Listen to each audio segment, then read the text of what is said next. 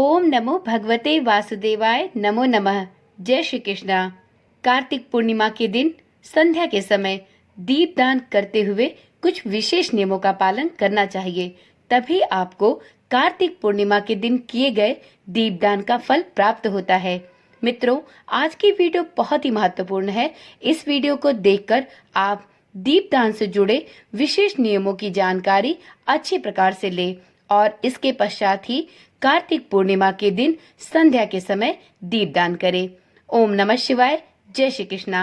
आप सभी का सनातन धर्मसार चैनल पर बहुत बहुत स्वागत है। मित्रों, जैसा कि आप सभी जानते हैं, सनातन धर्म में कार्तिक माह का बहुत महत्व है और इसी प्रकार से संपूर्ण कार्तिक माह में कार्तिक पूर्णिमा पवित्र तिथि मानी जाती है। ऐसी मान्यता है कि कार्तिक माह में कार्तिक पूर्णिमा के दिन स्नान और दान करने तथा इसके पश्चात दीप दान करने के विशेष पुण्य जातक को प्राप्त होते हैं। कार्तिक माह में सनातन धर्म को मानने वाले लोग कल्पवास करते हैं। धार्मिक मान्यता के अनुसार कार्तिक पूर्णिमा के दिन आश्रम दान और दीप दान करने से जातक को कई गुना फल की प्राप्ति होती है। हिंदू पंचांग के अनुसार इस वर्ष कार्तिक पूर्णिमा का स्नान और दान 15 नवंबर को किया जाएगा।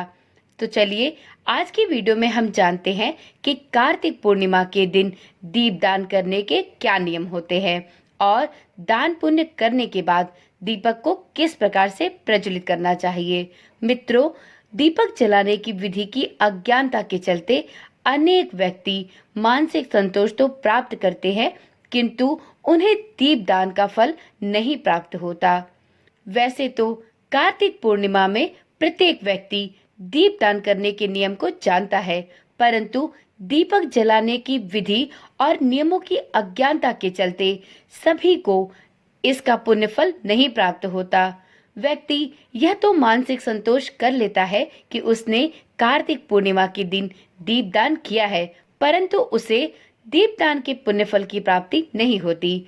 ध्यान रहे, किसी भी पवित्र नदी जैसे गंगा, यमुना, सरस्वती और सरयू, जहाँ भी आप स्नान दान के बाद दीपक प्रज्वलित करते हैं और उस दीपक को पवित्र जल में प्रवाहित करते हैं, आपको उस दीपक को प्रज्वलित करने से पहले और उस दीपक को प्रवाहित करने से पहले उस विधान का पालन जरूर करना चाहिए, जिससे कि आपके द्वारा प्रवाहित किए गए दीपक का अनंत गुना फल आपको प्राप्त हो सके। इसीलिए मित्रों, आज की वीडियो बहुत ही महत्वपूर्ण है, क्योंकि आज की वीडियो में हम जानेंगे कि आपको कार्तिक पूर्णिमा के दिन दीप दान करते समय किन नियमों का पालन करना चाहिए। मित्रों, कार्तिक पूर्णिमा के दिन दीपक दान करते समय सबसे पहले आप एक दोने अथवा दीपक में बासमती के थोड़े चावल डाल दें। फिर पुष्प लेकर इस चावल के ऊपर बिखेर दें और घी अथवा तिल के तेल की बत्ती पर थोड़ा सा कपूर डाल दें और दीपक प्रज्वलित कर उसे जल में प्रवाहित करें। जब भी आप दीपक को जल में प्रवाहित करें, इस बात का ध्यान दें कि वह जल शुद्ध और निरंतर गतिमान होना चाहिए। ऐसा करने के बाद जब आप घी अथवा तिल के तेल की बत्ती पर कपूर डालकर उसके ऊपर अक्षत डालते हैं, तो ऐसा करने से आपके वह चावल दीपक की लौ में भुन जाते हैं। दीपक की लौ पूर्ण होने के बाद उन चावल को जल में विचरण करने वाले सभी जीव जंतु आहार के रूप में ग्रहण करते हैं।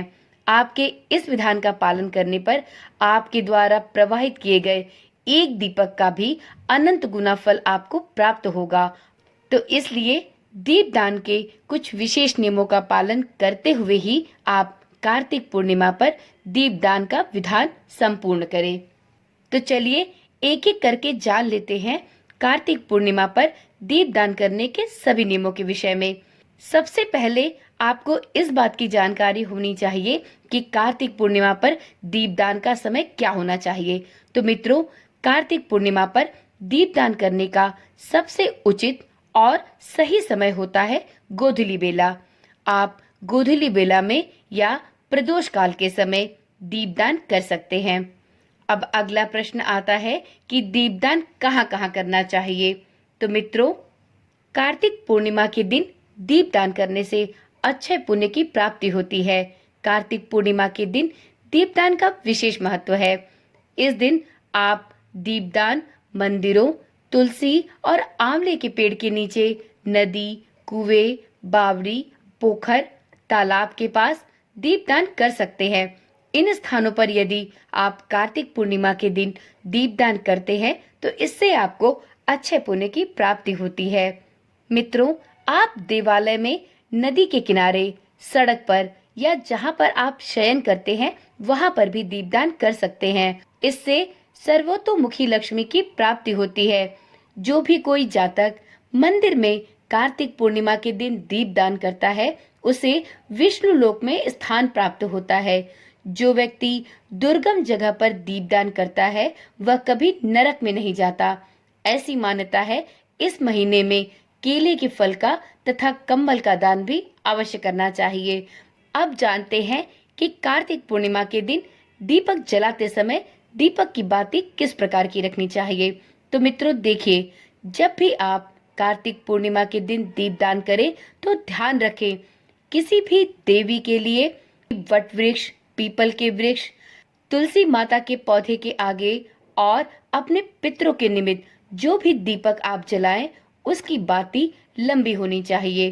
क्योंकि किसी भी देवी, किसी भी वृक्ष अथवा पितरों के सामने जो दीप प्रज्वलित किया जाता है उस दीपक को प्रज्वलित करने से आपको यश, कुल और सम्मान की वृद्धि प्राप्त होती है। साथ में माता लक्ष्मी के निमित्त जब भी आप दीपदान करें तो आपके दीपक की बाती लंबी होनी चाहिए। इससे आपके धन में हमेशा वृद्धि होती रहती है।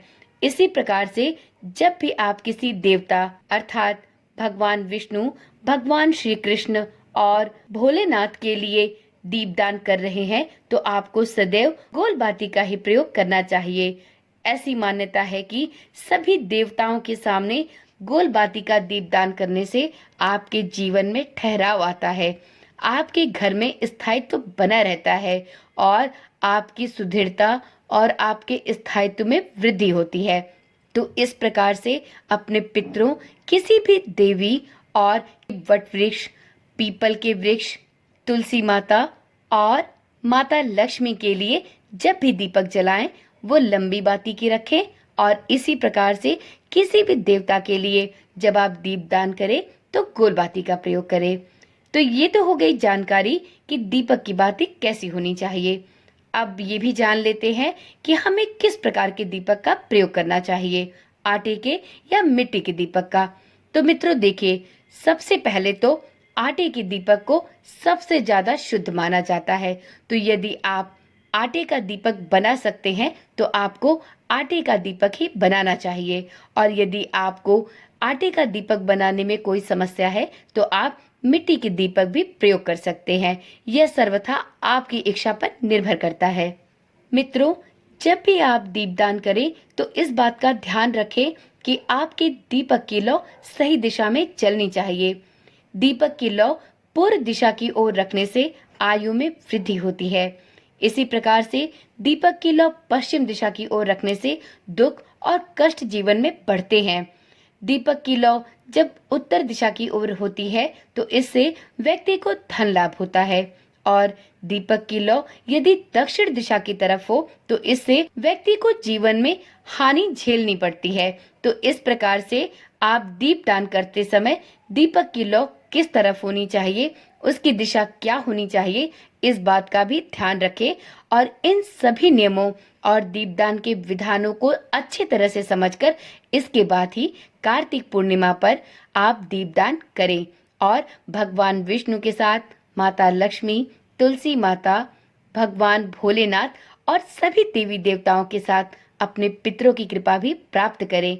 तो चलिए मित्रों, आज की वीडियो तो यहीं पर समाप्त करते हैं, परंतु आपको कार्तिक पूर्णिमा पर दीपदान और इसी प्रकार के अन्य नियमों की जानकारी समय समय पर मिलती रहेगी।